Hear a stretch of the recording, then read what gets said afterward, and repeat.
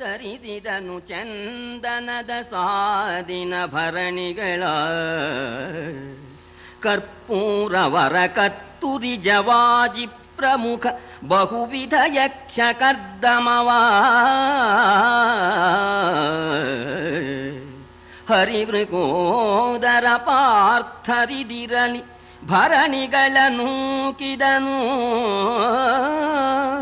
ಹರಿವೃಕೋದರ ಪಾರ್ಥರಿದಿರಲಿ ಭರಣಿಗಳ ನೂಕಿದನು ಮಾಲ್ಯಾಂಬರ ವಿಲೇಪನದಿಂದ ಅಲಂಕರಿಸಿದರು ನಿಜತನುವ.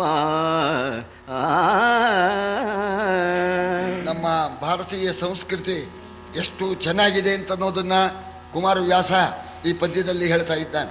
ಭೀಮಸೇನ ಜಟ್ಟಿ ಕಾಳಗಕ್ಕೆ ಸಿದ್ಧನಾಗಿ ನಿಂತ್ಕೊಳ್ಳೋಣ, ಜರಾಸಂಧ ಸ್ವಲ್ಪ ತಡೀರಿಪ್ಪ, ನೀವು ಶತ್ರುಗಳಾಗಿರ್ಬೋದು, ನನ್ನ ಅರಮನೆಗೆ ಬಂದಿದ್ದೀರಿ, ನೀವು ಸಾಮಾನ್ಯ ಅತಿಥಿಗಳಲ್ಲ, ನನ್ನ ಸತ್ಕಾರವನ್ನು ನೀವು ಸ್ವೀಕರಿಸಬೇಕು ಅಂತ ಹೇಳಿದ್ದಾನೆ.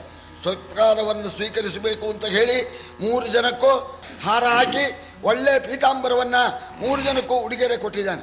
ಈ ಗಂಧದ್ರವ್ಯಗಳು, ಕಸ್ತೂರಿ ಮೊದಲಾಗಿರ್ತಕ್ಕಂಥ ಸುಗಂಧ ವಸ್ತುಗಳನ್ನೆಲ್ಲ ತರಿಸಿದ್ದಾನೆ. ಎಲ್ಲ ಸ್ವೀಕರಿಸಬೇಕು ಅಂತ ಹೇಳ್ತಾ ಇದ್ದಾನೆ. ಆಗ ತಗೋಬೇಕೇ ಬಿಡಬೇಕೆ ಅಂತ ನಮ್ಮ ಭೀಮಾರ್ಜುನರಿಗೆ ಅನುಮಾನ. ಅದಕ್ಕೆ ಯಾಕೆ ಸಂಕೋಚ, ತಗೊಳ್ಳಿ ನೋಡ. ಆಗ ಪಟ್ಟಾಗಿ ಅಲಂಕಾರ ಮಾಡಿಕೊಂಡ್ರಂತೆ, ಗಂಧಾದಿಗಳನ್ನ ಲೇಪನ ಮಾಡಿದ್ರಂತೆ. ಇದು ನಮ್ಮ ಭಾರತೀಯ ಸಂಸ್ಕೃತಿ. ನರಸಿಂಹರಾಜಪುರದಲ್ಲಿ ಇದೇ ಭಾಗನ ನಾವು ಹೇಳಿದ್ವಿ. ಅವತ್ತು ಅಮಲ್ದಾರರು ಅಧ್ಯಕ್ಷರಾಗಿದ್ದರು. ಎಲ್ಲ ಕೇಳಿದ ಮೇಲೆ ಅಧ್ಯಕ್ಷ ಭಾಷಣ ಮಾಡಬೇಕಲ್ಲ, ಹಾಗೆ ಎದ್ರು. ನಮ್ಮ ಭಾರತೀಯ ಸಂಸ್ಕೃತಿ ಎಷ್ಟು ಚೆನ್ನಾಗಿದೆ. ಕಕ್ಷಿಗಾರಗೆ ಹಾರ ಹಾಕಿಬಿಟ್ಟ. ಅವರ ಮಾತಿನಲ್ಲಿ, ಸಾಹೇಬರ ಮಾತಿನಲ್ಲಿ ಕಕ್ಷಿಗಾರ ಅಂದರೆ ಎದುರು ಪಾರ್ಟಿ ಅಂತ. ಕಕ್ಷಿಗಾರಾಗೆ ಹಾರ ಹಾಕಿಬಿಟ್ಟ ಅಂತ ಅಂದಿದ್ದು ಇನ್ನೂ ಕೂಡ ಜ್ಞಾಪಕ ಇದೆ. ಆಮೇಲೆ ಯಾವೂರವರು ಅಂತ ನಮ್ಮ ಶಿವಗಾರ ಹತ್ರ ಮತ್ತೂರು ಅನ್ನೋಣ, ನಾನು ಶಿವಗಾರ ಹತ್ರ ಸವಾಯಿ ಪಾಳ್ಯದವನೇ ಅಂತಂದಿದ್ರು ಅವರು. ಹಾಗೆ ನಮ್ಮ ಆ ಸಂಸ್ಕೃತಿ ಹಾಗೆ ಅಲಂಕಾರ ಮಾಡಿಕೊಂಡು ಸಿದ್ಧರಾಗಿದ್ದಾರೆ. ಆಮೇಲೆ ಜರಾಸಂಧನಿಗೂ ಕೂಡ ಅವರ ಪುರೋಹಿತರು ಹೋಮ ಎಲ್ಲ ಮುಗೀತು, ಪ್ರಸಾದ ಎಲ್ಲ ತಂದುಕೊಟ್ರು, ಅವನಿಗೂ ಹಾರ ಹಾಕಿದರು. ಇಬ್ರು ಅಖಾಡಕ್ಕೆ ಇಳಿತಾ ಇದ್ದಾರೆ. ಅಂಕಕ್ಕಿಬ್ಬರು ಭಟರು ತಿಲಕಾಲಂಕರಣ ಶೋಭೆಯಲಿ ರಣ ನಿಶಂಕರನು ವಾದರು ಸುಕರ್ಪುರ ವೀಳಯಂಗೊಂಡು ಬಿಂಕದುಬ್ಬಿನ ರೋಮ ಪುಳಕದ ಮುಂಕುಡಿಯ ಸುಮ್ಮಾನರಂಕೆಯ ಝಂಕೆಗಳ ಭರಭುಲ್ಲವಿಸಿದುದು ಭೀಮಮಾಗಧರ. ಇಬ್ಬರೂ ಕೂಡ ಸರ್ವಾಲಂಕಾರ ಭೂಷಿತರಾಗಿ ಆ ಅಖಾಡಕ್ಕೆ ಯುದ್ಧಕ್ಕೆ ಸಿದ್ಧರಾಗಿ ನಿಂತ್ಕೊಂಡಿದ್ದಾರೆ. ಇಬ್ಬರೂ ಕೂಡ ಮಹಾಸತ್ವಶಾಲಿಗಳು. ಸರಿ ಜೋಡಿ ಇವನ್ನ ಹೊಡೆದು ಬಿಡ್ತೇನೆ ಅಂತ ಇಬ್ಬರಿಗೂ ಗರ್ವ. ಆ ಬಲದ ಸೊಕ್ಕು ಇಬ್ಬರಿಗೂ ಉಬ್ಬಿಬಿಟ್ಟಿದೆಯಂತೆ, ಮೈಯಲ್ಲೆಲ್ಲ ರೋಮಾಂಚವಾಗ್ತಾ ಇದೆಯಂತೆ. ಇಬ್ಬರು ಸಂತೋಷ ಪಡ್ತಾ ಇದ್ದಾರೆ, ಹೊಡೆದು ಬಿಡಬೇಕು ಅಂತ ಇಬ್ಬರು ಸಿದ್ಧರಾಗಿದ್ದಾರೆ. ಸಿದ್ಧರಾದಾಗ ಭೀಮಸೇನ ಒಂದು ಮಾತು ಹೇಳ್ತಾ ಇದ್ದಾನೆ ಜರಾಸಂಧನಿಗೆ. ರಣದಳಾಬುದು ಕೈದು ಹಿರಿಯುಬ್ಬನವೋ ಪರಿಘವೋ ಸುರಗಿಯೋ ಡೊಂಕಣಿಯೋ ಗದೆಯೋ ಭಿಂಡಿವಾಳವೋ ಪರಶುತೋ ಮರವೋ ಕಣೆಧನುವೋ ಕಕ್ಕಡೆಯೋ ಮುಷ್ಟಿಯೋ ಹಣಿದ ಕಾಬುದು ಸದರವೋ ಅದರಲಿ ಕೆಣಕಿ ನೋಡ ತನ್ನನೆಂದನು ಭೀಮಮಾಗಧನ. ಸತ್ವದ ಸೊಕ್ಕು ಆ ರೀತಿ ಭೀಮ ಹೇಳ್ತಾನೆ, ನಮಗೆ ಮೈ ಬಿಡುತ್ತೆ. ಜರಾಸಂಧ, ಈಗ ನಾವಿಬ್ರು ಯುದ್ಧಕ್ಕೆ ಸಿದ್ಧರಾಗಿದ್ದೇವಲ್ಲ, ಯಾವ ಆಯುಧವನ್ನ ಉಪಯೋಗಿಸಬೇಕು ಅಂತ ನಿನಗೆ ಇಷ್ಟ ಇದೆಯೋ ಅದಕ್ಕೆ ನಾನು ಸಿದ್ಧನಾಗಿದ್ದೇನೆ ಅಂತ ತನ್ನ ಒಂದು ಸತ್ವವನ್ನು ಕೊಚ್ಕೊಳ್ತಾ ಇದ್ದಾನೆ. ಕತ್ತಿ ತಗೊಂಡೋನ್ವೆ, ಗದೆ ತಗೊಳ್ಳೋನ್ವೆ, ಕುಠಾರವನ್ನು ತಗೊಳ್ಳೋನ್ವೆ, ಸುರಿಗಿ ತಗೊಳ್ಳೋನ್ವೆ, ಅಥವಾ ಕಕ್ಕಡ ಅಂದ್ರೆ ದೀವಟಿಕೆ ತಗೊಳ್ಳೋನ್ವೆ, ಯಾವುದಾದ್ರೂ ಸರಿ ಕಣೋ ನಂದು ಅಂತ ಚಾಲೆಂಜ್ ಮಾಡ್ತೀನಿ. ಭೀಮ ಆ ಸೊಕ್ಕಿದ್ದ ಹೇಳ್ತಾ ಇದ್ದಾನೆ, ಯಾವುದಕ್ಕೂ ರೆಡಿ ಅಂತ ನೋಣ. ನೋಡಿ, ಇದು ದೈವ. ಈ ಮಾತನ್ನೋಣ ಜರಾಸಂಧನಿಗೂ ಕೂಡ ಸೊಕ್ಕು ಹೆಚ್ಚು. ಅವಾಗ ಅವನು ಹೇಳ್ತಾ ಇದ್ದಾನೆ, ಆಯುಧಗಳೇನು ನೀನಾಗಾಯುಧದ ಬಲನೆಂಬರು ಆ ನುಡಿವಾಯವೋ ಕಲಿ ಭೀಮ, ಆ ನುಡಿವಾಯವೋ ಉಪಾಯವೋ ದಿಟವೋ ನೋಡಬೇಕುದಲೇ ಆಯಿತೇ ಸಮಜೋಳಿ ನಿನಗದುಪಾಯವೋ ಚೊಕ್ಕೆಯವೋ ನುಡಿ ಮನದಾಯತವ ನೆನಗೆ ನುಡಿಯನುತ ಹತ್ತ ಕತ್ತಿಗನುವಾದ ಯಾವುದರಲ್ಲಿ ಬೇಕಾದರೂ ನನ್ನನ್ನು ಕೆಣಕಬಹುದು ಅಂತ ಭೀಮ ಅನ್ನೋಣ. ಭೀಮನಿಗೆ ತಕ್ಕ ಮಾತನ್ನ ಜರಾಸಂಧ ಹೇಳ್ತಾ ಇದ್ದಾನೆ. ಭೀಮಸೇನ ಕೈಯಲ್ಲಿ ಆಗದೇ ಇರ್ತಕ್ಕಂಥವರು ಆಯುಧ ಹಿಡಿಬಹುದು. ನಿನ್ನ ವಿಚಾರದಲ್ಲಿ ನಾನು ಒಂದು ಮಾತು ಕೇಳ್ತಾ ಇದ್ದೇನೆ. ಭೀಮಸೇನ ಮಹಾಸತ್ವಶಾಲಿ, 10,000 ಆನೆ ಬಲ ಅವನಿಗಿದೆ ಅಂತ ಹೇಳ್ತಾ ಇದ್ದಾರೆ. ಇದೇನು ಸುಮ್ಮನೆ ಹೇಳ್ತಕ್ಕಂಥ ಮಾತೇ ಅಥವಾ ನಿಜವೇ? ಇದನ್ನ ಪರೀಕ್ಷೆ ಮಾಡ್ಬೇಕಾದ್ರೆ ಆಯುಧ ತಗೊಂಡು ಯುದ್ಧ ಮಾಡಿದಾಗ ನಿನ್ನ 10,000 ಆನೆ ಬಲ ಅದು ನಮ್ಗೆ ಗೊತ್ತಾಗೋದಿಲ್ಲ. ಆದ್ರಿಂದ ನಾನು ಬಾಹು ಯುದ್ಧಕ್ಕೆ ಸಿದ್ಧನಾಗಿದ್ದೇನೆ, ಆಯುಧಗಳು ಬೇಕಾಗಿಲ್ಲ. ನಿನಗೆ ನೀ ಚಾಲೆಂಜ್ ಮಾಡಿದೆಯಲ್ಲ, ನಿನಗೆ ಧೈರ್ಯ ಇದ್ರೆ ಬಾರೋ ಬಾಹು ಯುದ್ಧವನ್ನೇ ಮಾಡೋಣ ಅಂತ ಹೇಳಿ ಷಡ್ ಹೊಡೆದ ಜರಾಸಂಧ. ಭೀಮ ಏನು ಕಮ್ಮಿ ಏನು, ಅವನು ಷಡ್ ಹೊಡೆದ. ಇಬ್ರು ಕೂಡ ಸಿದ್ಧರಾದರು ಅಂತ. ಕುಸ್ತಿಗೆ ಇದು ಜಟ್ಟಿ ಕಾಳಗ, ಕುಸ್ತಿಗೆ ಶುರು ಮಾಡಿದ್ರು. ಇಲ್ಲಿ ದೈವ ಸಂಕಲ್ಪ ಇದು. ಅವನಿಗೂ ಅದೇ ಬುದ್ಧಿ. ಆಯುಧ ತಗೊಂಡಿದ್ರೆ ಜರಾಸಂಧನ ಏನು ಮಾಡೋಕ್ಕಾಗ್ತಿರ್ಲಿಲ್ವಲ್ಲ. ಅವನಿಗೆ ಆಯುಧದಿಂದ ಅವನ ದೇಹಕ್ಕೆ ಗಾಯವೇ ಆಗೋಲ್ಲ. ಅವನಿಗೆ ಬೇಕಾಗಿರೋದು ಮೃತ್ಯು. ಇವನು ಸಿಗಿದಾಗ್ತಾನೆ ಈಗ. ಸರಿ, ಅದಕ್ಕೆ ತಕ್ಕಾಗೇನೆ ಬಾಹುಬಲದಲ್ಲೇನೆ ಯುದ್ಧ ಮಾಡೋಣ ಅಂತ ನೋಣ. ಇಬ್ರು ಇಳಿದ್ರು.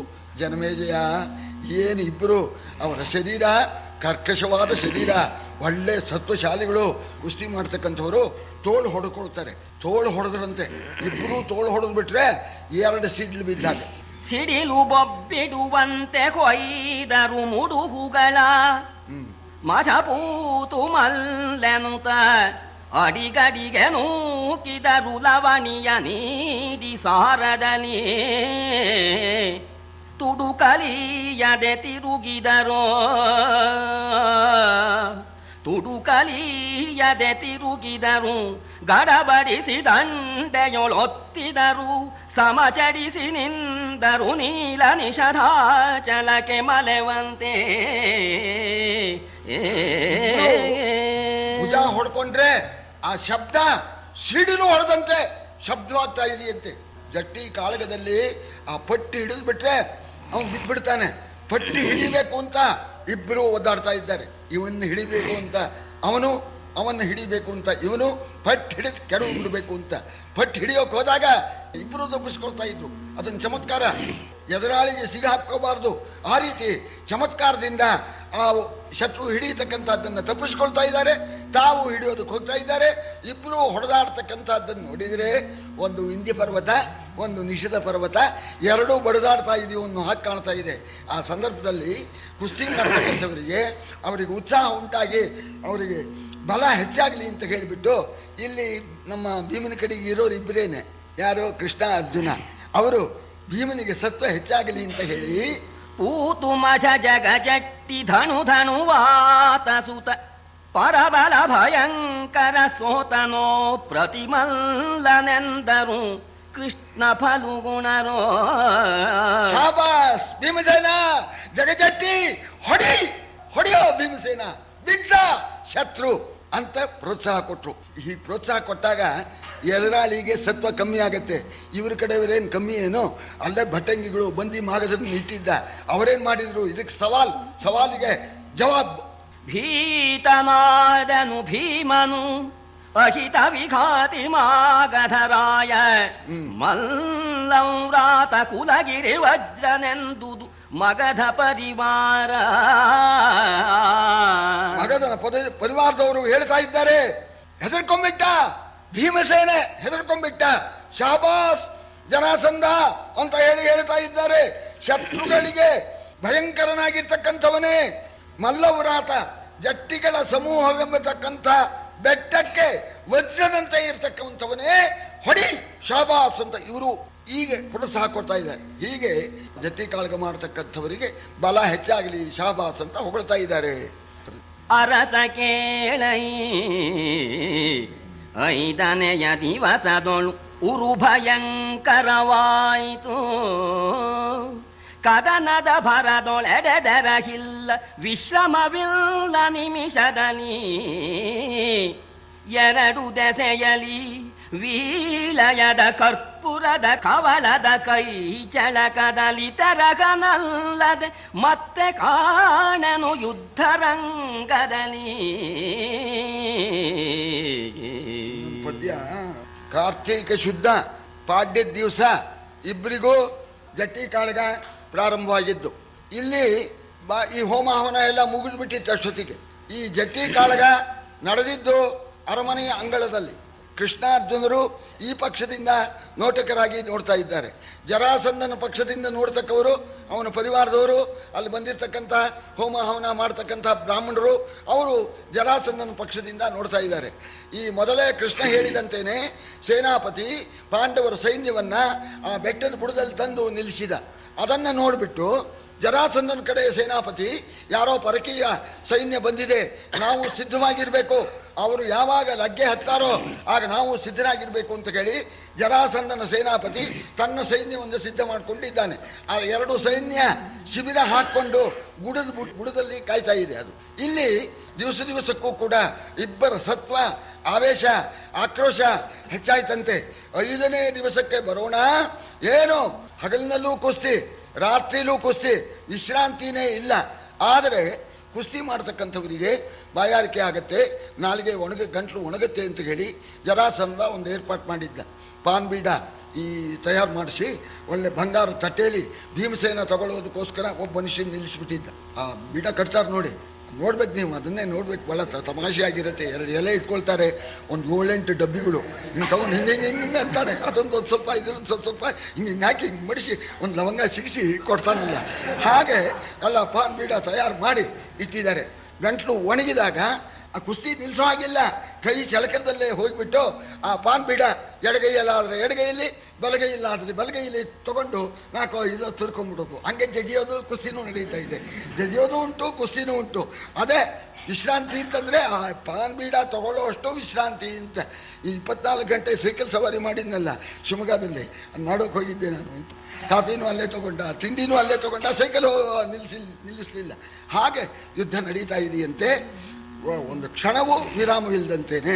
ಹೇಗಿರ್ಬೋದು ನೀವು ನೋಡಿ ಅವರ ಯೋಗ್ಯತೆ. ಭರದ ಭಾರಣೆಯಲಿ ಚತುರ್ದಶಿ ಇರುಳು ಮಗಧನ ಬಾಕು ಸತ್ವದ ಮುರಿವು ಮೊಳೆತುದು. ಚತುರ್ದಶಿ ಇರುಳು ಮಗಧನ ಬಾಕು ಸತ್ವದವು ಮುರಿವು ಮೊಳೆತುದು. ಶೌರ್ಯ ಸಡೆದುದು ಭಯದ ಬಿಗುಹಿನನಿ ಉರು ಪರಾಕ್ರಮ ತೇಜ ಪಡುವಣ ತರಣಿಯಾದುದು. ಮಗಧನ ಉರು ಪರಾಕ್ರಮ ತೇಜ ಪಡುವಣ ತರಣಿಯಾದುದು. ದಟ್ಟಣೆಯ ಧರಧುರಕ್ಕೆ ನಿರ್ದ್ರವ ಜಿಹ್ವೆಯಾದುದು. ದಟ್ಟಣೆಯ ಧರಧುರಕ್ಕೆ ನಿರ್ದ್ರವ ಜಿಹ್ವೆಯಾದುದು. ನಿಮಿಷ ನಿಮಿಷದಲ್ಲಿ ಯಾವ ಯುದ್ಧವೇ ಆಗಲಿ ಒಬ್ಬರು ಗೆಲ್ಲಬೇಕು, ಒಬ್ಬರು ಸೋಲ್ಬೇಕು. ಅದೇ ನಡೀತಕ್ಕಂಥದ್ದು. ಇಬ್ಬರು ಗೆಲ್ಲೋ ಹಾಗಿಲ್ವೇ. ಪಾಡ್ಯ ದಿವಸ ಪ್ರಾರಂಭವಾಗಿದ್ದು ಚತುರ್ದಶಿವರೆಗೂ ಕೂಡ, ಅಂದರೆ 14ನೇ ದಿವಸ ಕಾರ್ತೀಕ ಶುದ್ಧ ಪಾಡ್ಯದಲ್ಲಿ ಪ್ರಾರಂಭವಾಯಿತು. ಕಾರ್ತೀಕ ಶುದ್ಧ ಚತುರ್ದಶಿ ರಾತ್ರಿ ಮಧ್ಯರಾತ್ರಿ ಬರೋ ಹೊತ್ತಿಗೆ ಆ ಜರಾಸಂಧ ಸುಸ್ತಾದ. ಭೀಮನ ಹೊಡೆತ ಕೈ ಮೇಲಾಯಿತು, ಬಡೀತಾ ಇದ್ದಾನೆ. ಅವನ ಆ ಸತ್ವ ಕಮ್ಮಿ ಆಗ್ತಾ ಬಂತು. ಅವನ ಪರಾಕ್ರಮ ಅದು ಪಡವಣ ಸೂರ್ಯನಂತೆ ಆಯಿತು. ಮುಳುಗತಕ್ಕಂಥ ಸೂರ್ಯನ ಹಾಗೆ ಆಯ್ತಂತೆ. ಸತ್ವ ಕುಗ್ಗಿಬಿಡ್ತು. ಆ ಭೀಮನ ಕೈ ಮೇಲಾಗೋಡ ಆ ಹೊಡೆದಾಗ ಮನಸ್ಸಿನಲ್ಲಿ ಭಯ ಉಂಟಾಯ್ತು, ಗಂಟ್ಲು ಒಣಗೋಯ್ತು, ಸತ್ವ ಕಮ್ಮಿ ಆಯಿತು. ಬೇಸರಿಕೆ ಬೇರೂರಿದುದು. ಬೇಸರಿಕೆ ಬೇರೂರಿದುದು. ಜಯದಾಸೆ ಜಾರಿತು ಧಿಟ್ಟತನದ ವಿಳಾಸಗಾರಿತು. ಸುಪ್ರತಾಪದ ಕೆಂಪು ಕರಿದಾಯಿತು.